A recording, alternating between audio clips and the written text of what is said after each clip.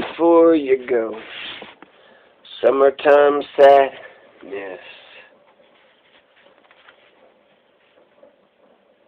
Introduction and plan of the work. The annual labor of every nation is the fund which originally supplies it with all the necessaries and conveniences of life. Necessities. Come on, Adam Smith. He misspelled labor, too. He put a U in it.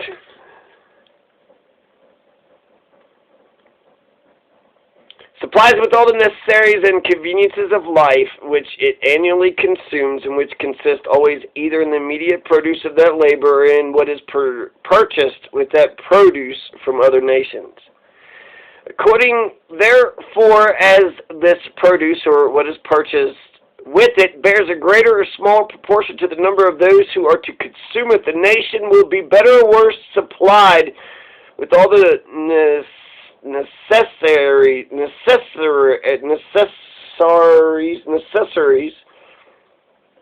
and conveniences for which it has occasion. But this proportion must in every nation be regulated by two different circumstances. First, by the skill, dexterity, and judgment with which its labor is generally applied, and secondly, by the proportion between the number of those who are employed in the useful labor and that of those who are not so employed. Whatever be the soil, climate, or extent of territory of any particular nation, the abundance or scantiness of its annual supply must in that particular situation depend upon those two circumstances. The abundance of scantiness of this supply, too, seems to depend more upon the former of those two circumstances than upon the latter. Among the savage nations of hunters and fishers, every individual who is able to work is more or less employed in useful labor and endeavors to provide as well as he can the necessities and conveniences of life for himself or such of his family or tribe as are either too old or too young or too infirm to go a hunting and fishing.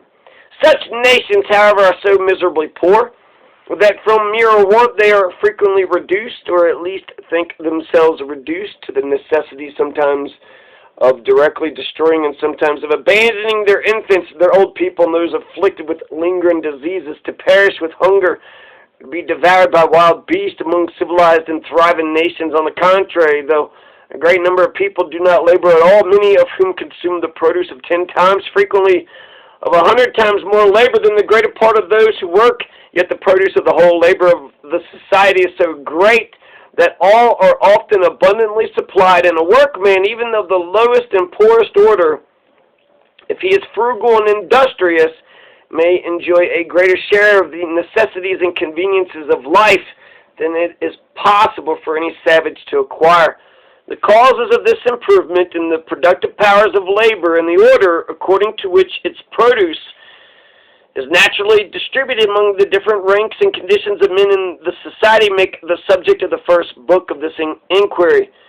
Whatever be the actual state of the skill, dexterity, and judgment with which labor is applied in any nation, the abundance or scantiness of its annual supply must depend during the continuance of that state upon the proportion between the number of those who are annually employed in useful labor and that of those who are not so employed. The number of useful and productive laborers that will hereafter appear is everywhere in proportion to the quantity of capital stock which is employed in setting them to work, and to the particular way in which it is so employed. The second book, therefore, treats of the nature of capital stock, of the manner in which it is gradually accumulated, and of the different quantities of labor which it puts into motion according to the different ways in which it is employed. Nations tolerably well advanced as to skill, dexterity, and judgment in the application of labor have followed very different plans in the general conduct or direction of it, and those plans have not all been equally favorable to the greatness of its produce. The policy of some nations has given extraordinary encouragement to the industry of the country, so that of others to the industry of towns. Scarce any nation has dealt equally and impartially with every sort of industry since the downfall of the Roman Empire. The policy of Europe has been more favorable to arts, manufacturers, commerce, the industry of towns, than to agriculture, the industry of the country. Those circumstances which seem to have introduced and established this policy are explained in the third book. Though those different plans were perhaps first introduced by the private interest and prejudices of particular orders of men without any regard to or foresight of their consequences upon the general welfare of the society, yet they have given occasion to very different theories of political economy, political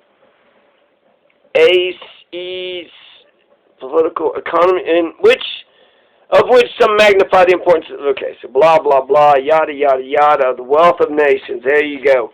Compare that to, Milton Friedman. Let's just get, all right, I'll give you 3 sentences, Milton Friedman. But now suppose all these cases were grouped together in one bundle, and the populace at large were asked to vote for them as a whole, to vote whether free speech should be denied in all cases or permitted in all alike. Perfectly conceivable, and I would say highly probable, that an overwhelming majority would vote for free speech. That acting on the bundle as a whole, the people would vote exactly the opposite to the way they would have voted on each case separately. Why? Page 52.